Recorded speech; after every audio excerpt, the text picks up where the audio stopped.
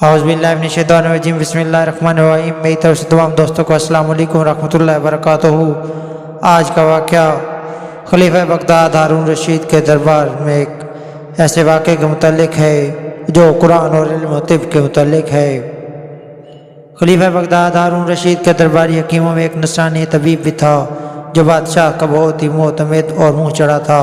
ایک دن اس نے برسر دربار ایک جید عالم علی بن حسین سے کہا، تمہاری کتاب قرآن مجید میں علم طب کا کہیں ذکر کوئی نہیں، حالانکہ تمام علوم میں سب سے زیادہ ممتاز اور بلند مرتبہ دو ہی علم ہیں، ایک علم الادیان اور علم الابدان۔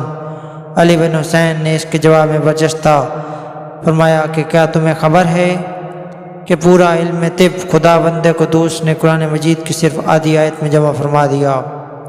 نصرانی طبیب نے حیران ہو کر پوچھا کہ بتائیے وہ کون سی آیت ہے؟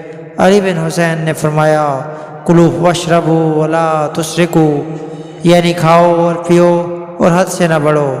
یہ سن کر طبیب ہکا بکا رہ گیا، پھر کہنے لگا، اچھا یہ بتاؤ پیغمبر اسلام نے اصول طب کے بارے میں کچھ ارشاد فرمایا؟ علی بن حسین نے فرمایا، ہمارے پیغمبر اسلام صلی اللہ علیہ وآلہ وسلم نے تو بہت کچھ ارشاد فرمایا، مگر تم اس وقت صرف ایک حدیث سن لو، یعنی معدہ تمام امراض کی کوٹلی اور پرہیز تمام دواؤں کا سردار ہے، ہر جس سے وہی کام لو جس کا وہ عادی ہے۔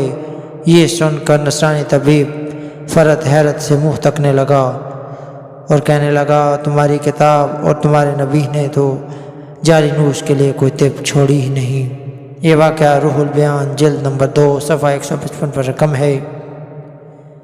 اس سے نتیجہ یہ اخذ کیا جاتا ہے کہ اللہ تعالیٰ نے قرآن مجید کو ایک معجزہ بنایا ہے آپ صلی اللہ علیہ وآلہ وسلم کا۔ جب بھی کفار نے کسی قسم کا بھی سوال پوچھا تو اللہ تعالیٰ نے علماء کرام کو ایسے جوابات الہام فرماتا ہے کہ قرآن کا بول بالا اور کفار کا منہ کالا ہو کے رہ جاتا ہے۔ آپ سے گزارش ہے کہ ویڈیو کو لائک کریں، دوستوں کے ساتھ شیئر کریں اور میرے چینل کو ضرور سبسکرائب فرما دیں۔